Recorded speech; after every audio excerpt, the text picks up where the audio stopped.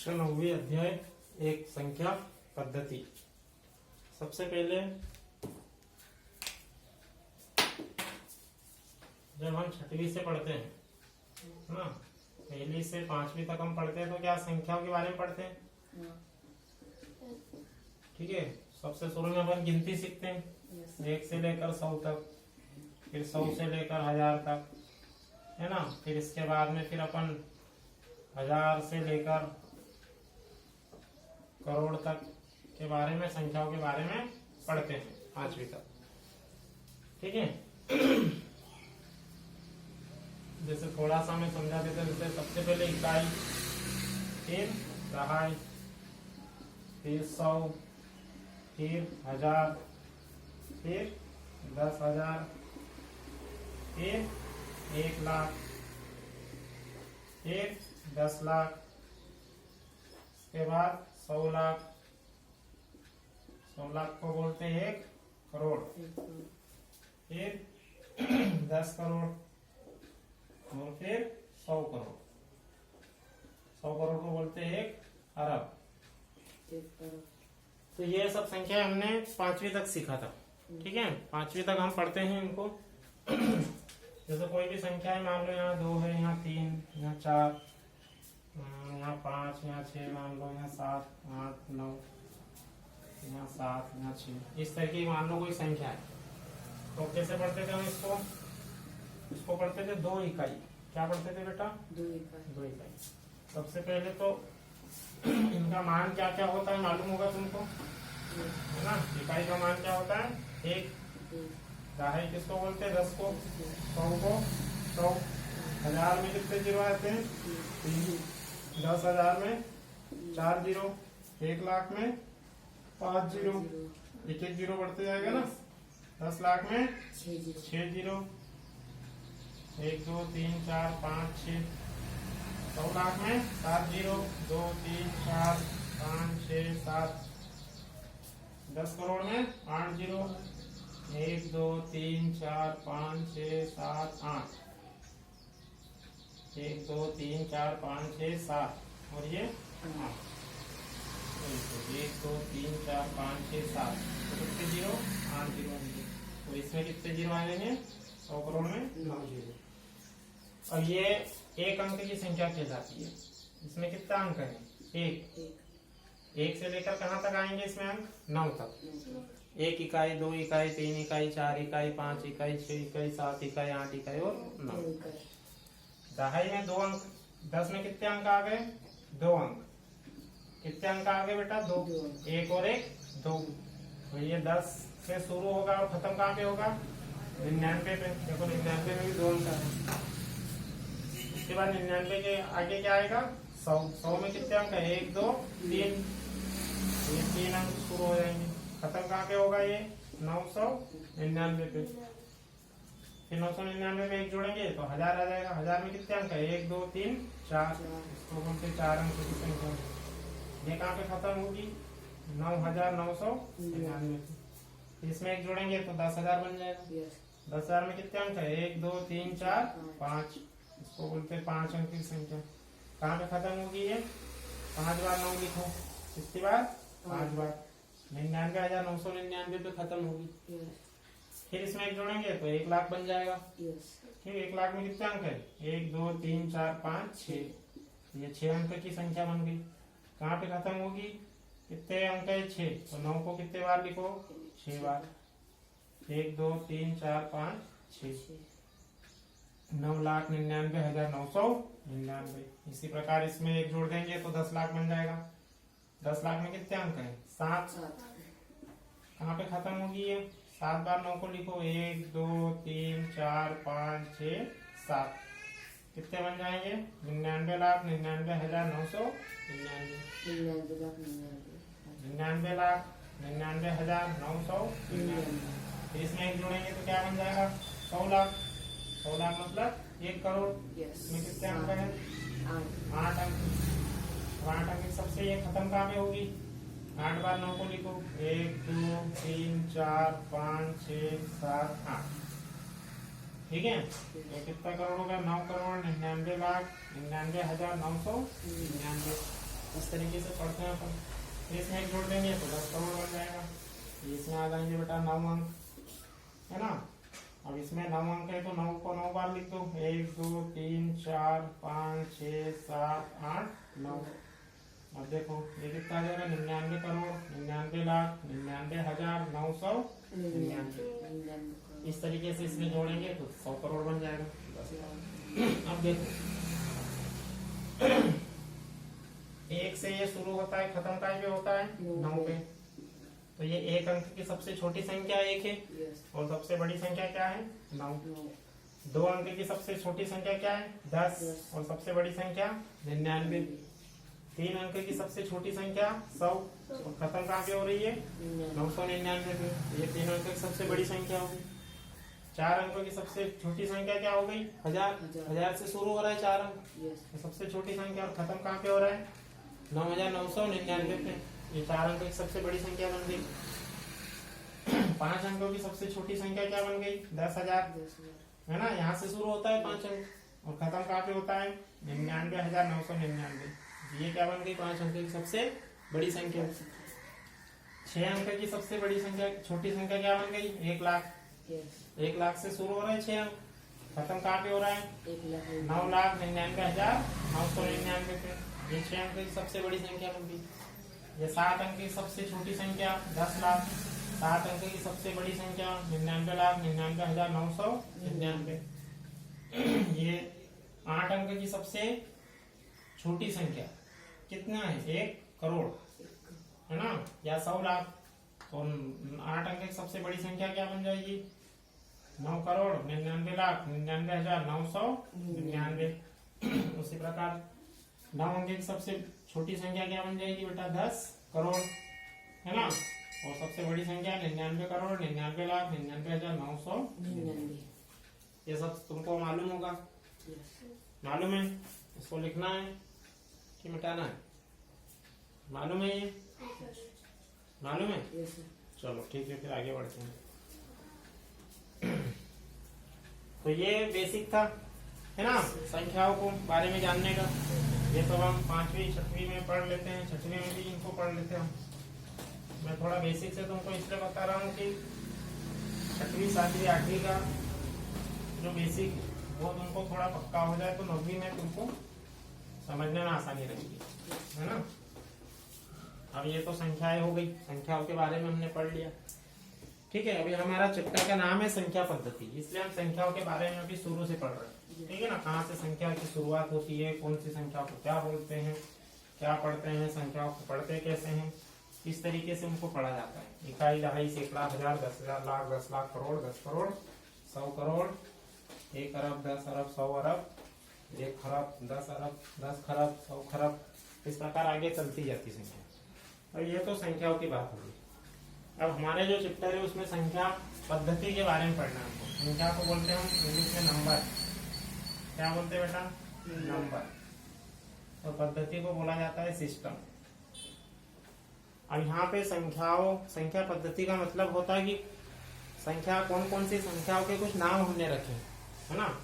अब सबसे पहले संख्या कहाँ से शुरू होती है, जिन संख्याओं को हम शुरुआत में गिनते थे, है ना, उसको सबसे पहले बोलते प्राकृत संख्या, इसको बोलते हैं नेचुरल नंबर।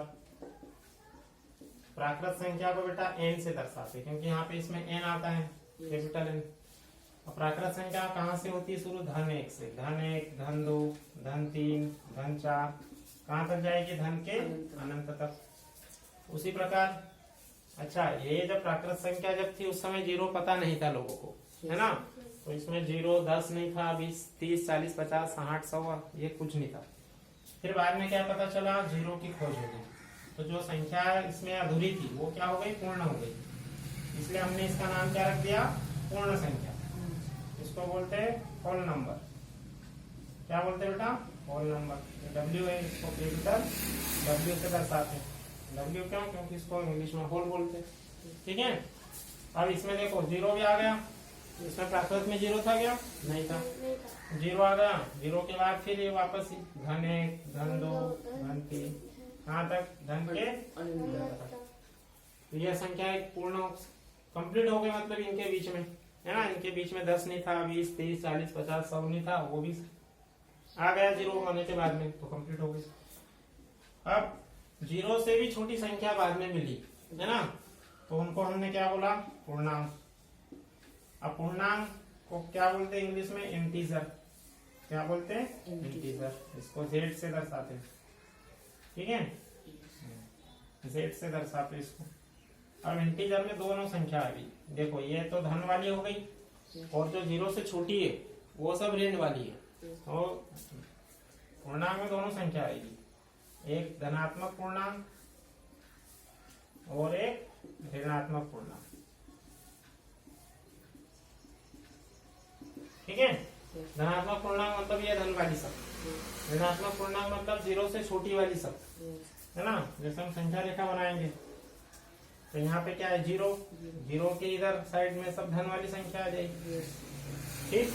धन का 1, धन का 2, धन का 3, धन का 4, धन का 5, धन का 6, धन का 7, धन का 8, ऐसे कहाँ तक जाएगा, धन के अनंत तक। उसी प्रकार 0 से भी छोटी संख्या आएगी, वो सब कहीं में आएगी, ऋण में आएगी, कहीं में आएगी, ऋण में। तो ये ऋण का 1, ऋण का 2, ऋण का 3, ऋण का 4, ऋण का 5, ऋण का 6, ऐसे घटाते घटाते जाएंगे तो जो सबसे छोटी संख्या आएगी उसी को बोलेंगे ऋण का अनंत। और ये जो सबसे बड़ी संख्या है, जो अज्ञात संख्या, जो मालूम नहीं है ना, उसी को बोलते धन का अनंत, ठीक।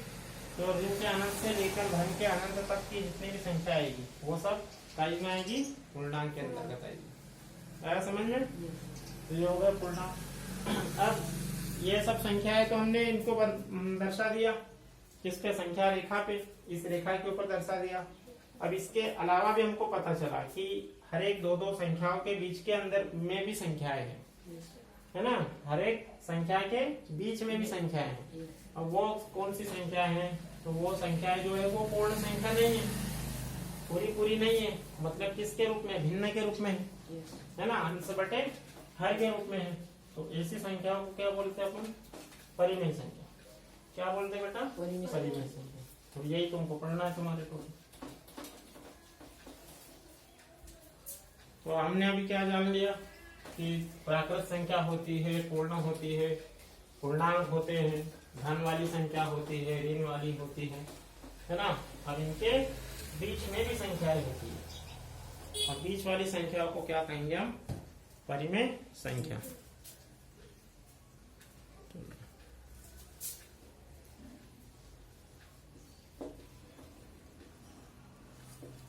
परिमेय संख्या, परिमेय संख्या देखो यहाँ से अभी हमने बनाया था ये,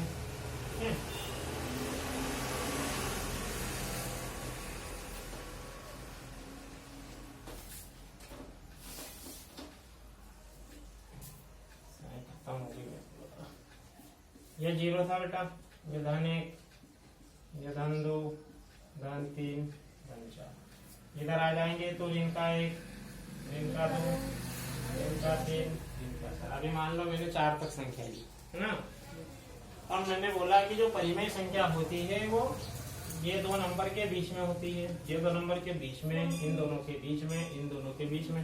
तो ऐसे तो बहुत सारी संख्या मिल जाएगी हमको, है ना, बहुत सारी संख्या निकाल सकते हैं। जैसे मान लो मैंने तुमको बोला कि ये 0 है और ये क्या है बेटा, 1, इसके बीच में कितनी परिमेय संख्या हो सकती है, कितनी हो सकती है, ये 0 और 1 के बीच में कितनी परिमेय संख्या हो सकती है, अनंत परिमेय संख्या हो सकती है, जिसको हम गिन भी नहीं सकते, इतनी सारी हो सकती है। जैसे मैंने बोला कि इसके बीच में 2 संख्या निकालो, कितने निकालो, 2, तो 2 डंडे खींच दिए मैंने, ये एक परिमेय संख्या, ये एक परिमेय संख्या। तो यहाँ पे हमने कितने भाग में बांटा, 0 और 1 को 3 भाग में। तो यहाँ क्या करो, पहले तो इसको परिमेय के रूप में लिखो, 0/1, ये p/q के रूप में लिखा, इसको भी 1/1 लिख दो, ये बन गया p/q, परिमेय संख्या बन गई दोनों, 0 और 1। अब ये 0 है और ये 1 है, अब इसको हमने परिमेय संख्या बना ली। अब हमको इसमें 2 परिमेय संख्या और निकालनी है बीच में, तो हमने कितने भाग में बांटा, 3 में, है ना, 3 भाग में बांटा। तो इसमें गुणा काय का कर दिया, 3 का, इधर भी 3 का गुणा, इधर भी 3 का गुणा, इधर भी 3 का गुणा कर दिया बेटा।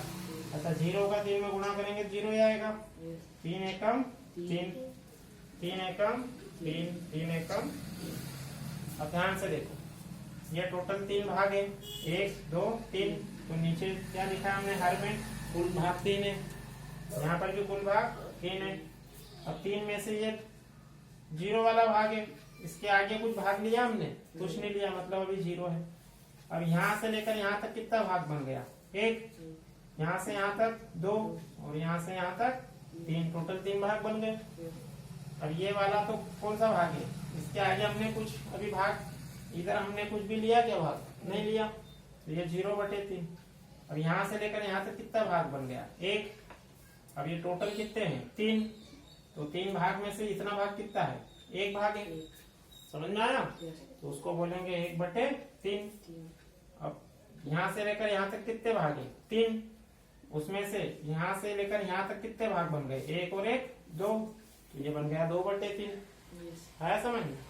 अच्छा, यहाँ पर कितने भाग है, टोटल 3, 3 में से 1 2 3, टोटल भाग यहाँ से यहाँ तक जाएंगे तो कितने भाग, 3 भाग पूरे हो गए, 3/3 हो गए। तो ये बीच की 2 संख्या मिल गई हमको, 1/3 और 2/3। समझ में आया।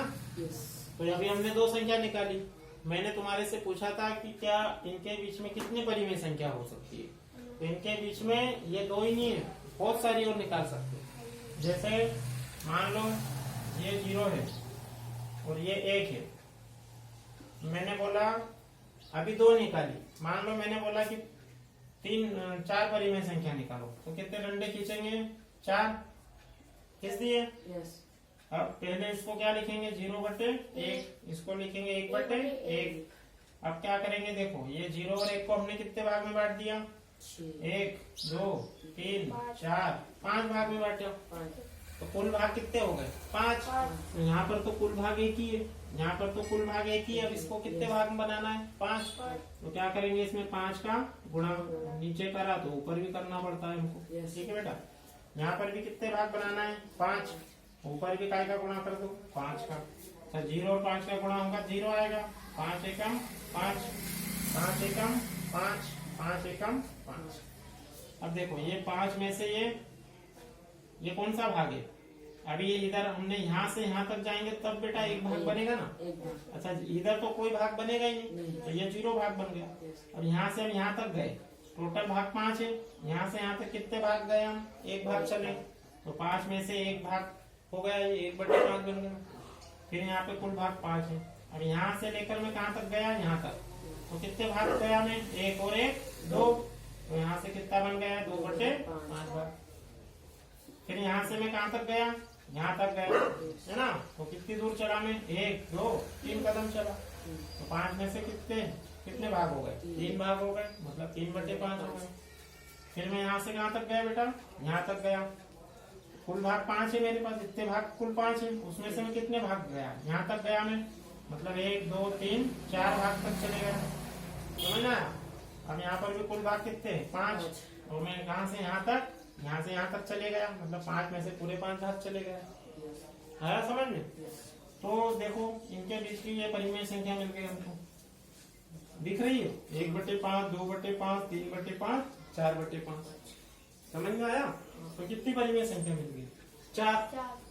यहाँ पे तो 4 निकाल दी, और ऐसे ज्यादा निकाल सकते हैं भाई। 0 और 1 को मान लो तुमको 11 संख्या निकालनी, तो 11 भाग में बांट दो, है ना। 11 संख्याओं में बांट देंगे तो कुल भाग बन जाएंगे 12।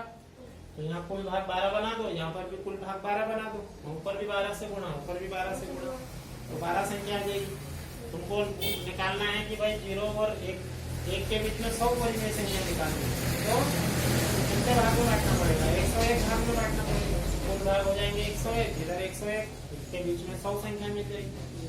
तुमने सोचा कि भाई 0 और 1 के बीच में मुझे 1000 परिमेय संख्या निकालनी, तो ऐसे 1000 टुकड़े करो उसके, है ना, 1000 टुकड़े कर दो, और 1000 कितने भाग बन जाएंगे, 1000 से एक ज्यादा भाग बन जाएंगे, 1001।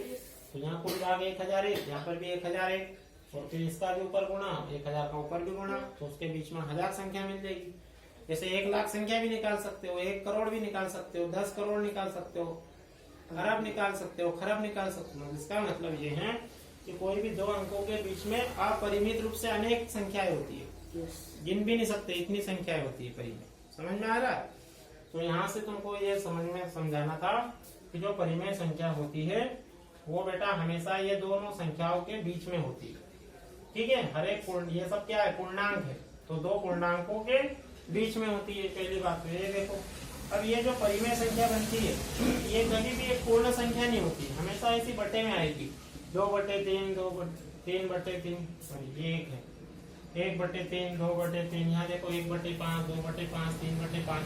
ये सब हमने कैसे लिखा है इसको, बटे के रूप में। देखो 1/3 यहाँ मिला, 2/3 यहाँ क्या मिला, 1/5 यहाँ मिला, 2/5, 3/5 ये मिला, 4/5। तो ये सब इनको देखने पे क्या पता चलता है कि इसमें एक संख्या ऊपर आ रही है और एक संख्या नीचे आ रही है। इसका मतलब इसका जो रूप है वो किसके जैसा है, अंश बटे हर के जैसा है, अंश बटे हर के जैसा है। अब ये अंश को हमने p बोल दिया, हर को हमने q बोल दिया।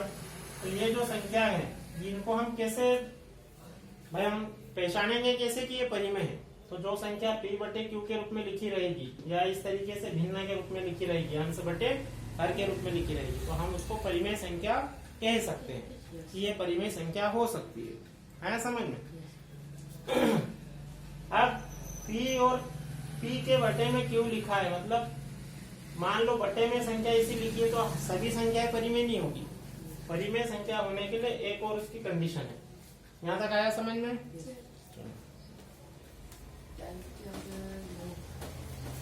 जाना है स्कूल? पेपर जी? चलो ठीक है, तो यहीं पर फिर मैं स्टॉप कर दूं? फिर आगे का करेंगे है ना। ठीक।